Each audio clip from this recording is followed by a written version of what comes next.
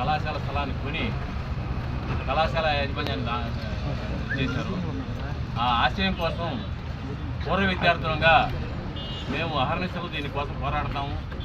అదేవిధంగా అన్ని రకాల ప్రజా సంఘాలు, ప్రజా రాజకీయ పార్టీలు అన్ని పక్షాలను కలుపుకొని ఈ ఉద్యమాన్ని బలోపేతం చేసి ఈ స్థలం సాధించడం కోసం అన్ని రకాల కృషి చేస్తాం. అదేవిధంగా ఎస్ఆర్కల్ స్టాఫ్ను కానీ పూర్వ విద్యార్థులను అందరినీ కలుపుకొని ప్రస్తుత విద్యార్థులు కూడా కలుపుకొని ప్రయాణం చేయాలని కోరుకుంటున్నాం.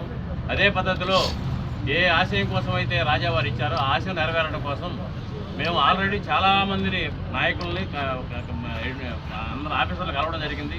ఇంతవరకు ఇప్పుడు ప్రత్యేకించి న్యాయ పోరాటం కూడా చేస్తున్నాం. ఆల్రెడీ ఇంప్లీడ్ అవ్వడానికి ప్లాన్ చేసాం, ఇంప్లీడ్ అవుతున్నాము. కాబట్టి ఎటువంటి పరిస్థితి కళాశాల స్థలాన్ని ఈ ఆక్రమణ కళాశాలను సాధించి తీరుతాము. దరిదాపులోకి వచ్చేసాము. ఎటువంటి పరిస్థితుల్లో విత్ ఇన్ డేస్లోనే ఈ శుభవార్త తింటాము. ఈ వార్త మీతో కలిసి సంతోషంగా పంచుకుంటాము. ఈ సందర్భంగా మేము ప్రిన్సిపాల్ గారి నాయకత్వంతో ఈ స్థలం బోర్డుని అక్రమ ఆవిష్కరణ చేస్తాం. ప్రిన్సిపాల్ గారి నాయకత్వం ముందు ఆ కార్యక్రమం